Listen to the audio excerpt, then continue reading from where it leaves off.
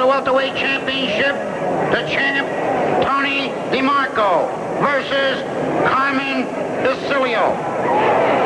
And from the neutral corner, your host, Mariciano, undefeated world's heavyweight champion. Sparring with the fastest moving, little feet around, the little leader from Hollywood, Mr. Show Business himself, Sammy Davis Jr. You're watching the main event on ESPN Classic. Sam, on your way up, I guess it must have been pretty rough, like most of the fellas in the fight game, but I know quite a few of your friends in Boston. They say you spent a lot of time there. Yes, I did. I lived in Boston for several years, as you know, and we have a lot of mutual friends. And we used to, well, everybody has it rough. You know, you walk into a place, I'll never forget, we were playing in Worcester. And we walked in, and my dad, my uncle, and myself, we had about 3 sheets of music between us, but we had the pride of saying, when's the rehearsal going to be? And the fellow said, what rehearsal? So we said, well, there's got to be a band. He says, no, there's no band. You do it to the jukebox. So we did our whole act to Glenn Miller's In the Mood. Wow. On the jukebox. But, you know, these are rough things that make you appreciate the better days. Sam, Providence was a lucky place for me, and I think the last fight I had there was Phil Moscato. And then from then on, I sort of had a lot of luck. I came into New York and fought Lastaza. And then I fought Joe Louis, Rex Lane, Harry Matthews. I seemed to get lucky right from the 28th fight on out of Providence, Rhode Island. In other words, there's always I guess this applies to an entertainer or a man in your profession. There's always a moment that happens. It's a turning point, right? Right, yes. A moment that you can look back on and say, yeah, this was the beginning of something. With me, for instance, one day, my uncle, Will Maston, and myself were walking down in front of the Palace Theater, and we ran into Bill Robinson. Will and Bill had been friends for a long time, and he said, I've been hearing about the kid. I said, how good does he dance? And right there on the street, I started to dance a little bit for him. So he said, come up to my agent's office. We went up in his agent's office.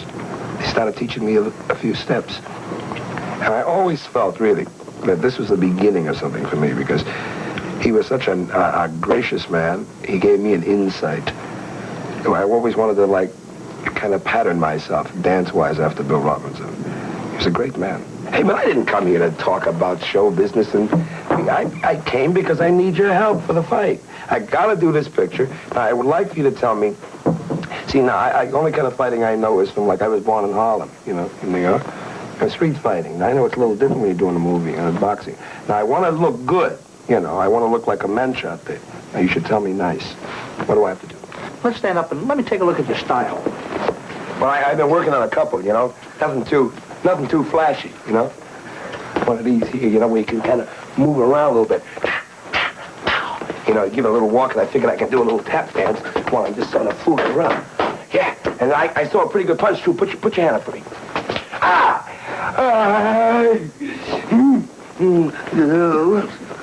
I don't want to do that. What, Sam? Sam, I saw you once I didn't mean to hit you, an imitation of a great fighter. Show him that Henry Armstrong.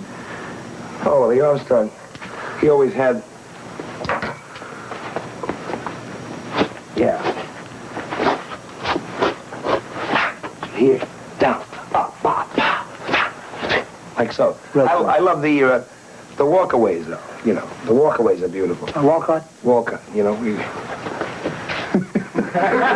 I remember well.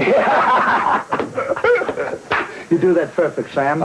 Tell me, Archie Moore, can you do that guy? No, I can't do Archie. It was great, so great. I don't know, brings back a lot of memories. Can you give me something, really? You know, Sam, I picture you as a Willie Pep type of a fighter. I guess if you and Willie Pep had fought and you'd had just a little bit of schooling, it'd have probably been the fastest fight of all time. You know, he usually wound up in back of an opponent and tapping him and saying, turn around, you know, let's fight this way here. He was so great, so quick, so fast. If I were you, Sam, I'd just use your footwork, which is so great. Keep your hands up high, chin down, close like that, you know, chin down. And just that, in your footwork, I mean, how can you miss? From you mean like this here? Right. The jab, usually lead with the jab. Keep this here for when you see an opening. You see? Yeah. But you see them mostly. Suppose you don't see no opening. Well, you got to make one, Sam. Oh, I see. You step on his foot. No, sometimes you get under here, you know. Then maybe he'll drop this, then you can get to here, see? Meantime, this will get heavy, and maybe you can come over here, you see? Something like that. That's wonderful. Now when do we start training? Forget the training, please. Sam, I got a great idea. We got a really great fight coming up. Basilio and DeMarco, two of the roughest welterweights of all time. I think we can learn more by watching this fight than by trying to teach you something here. Will you stand and watch with me? Sure.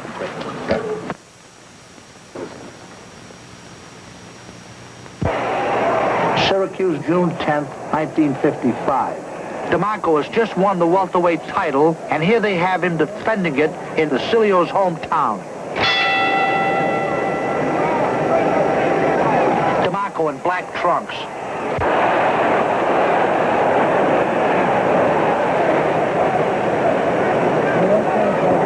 See how Basilio paused with that left.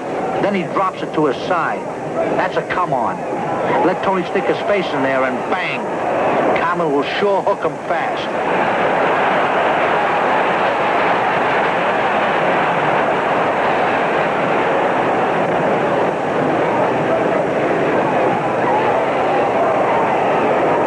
Basilio had to suffer to make the 147-pound class. He had to go without water for a whole day to get his weight down.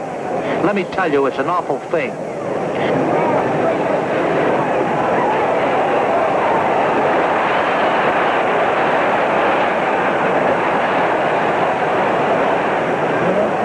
It looks like Basilio is giving DeMarco a lot of room, but actually he isn't.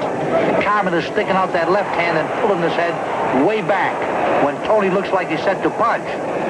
He can make DeMarco miss that way and be in perfect position to counterpunch. His body is away, but his left foot is close.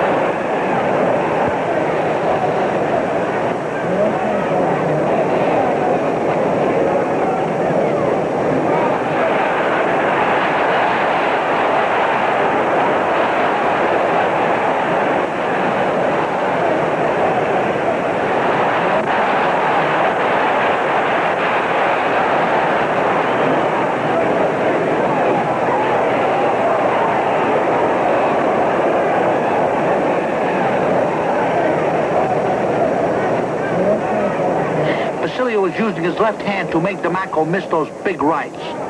Every time Tony cocks that right to throw, Carmen just taps him on the shoulder with his left and pushes him off balance. When Tony punches, he's a half a foot off.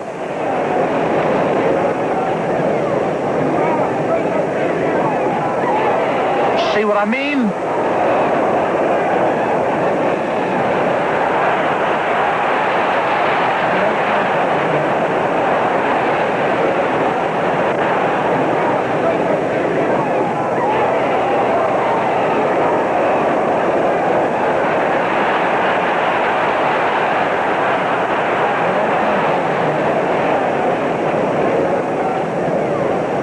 Is so anxious to get a big right punch that he isn't thinking too good.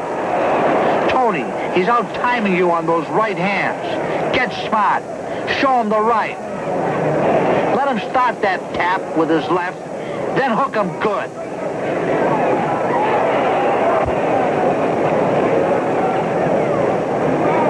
Tony's pulling himself off balance with those right hands. He shouldn't shoot crazy punches like that. Will you look at the kid miss? Hey, this fight is for 15 rounds, remember?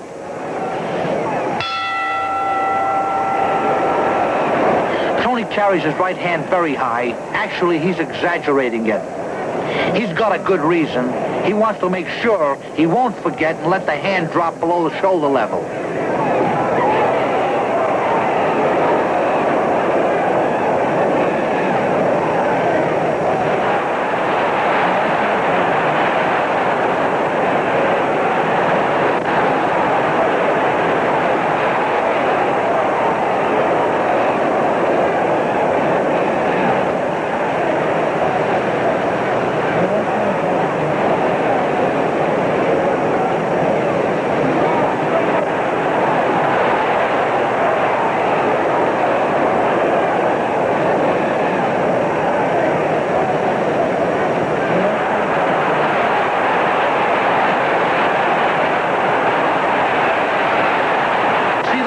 punch to the body. Carmen is getting in. They don't look like much, but, ooh, believe me, they're murder. Use your elbows to block them, Tony.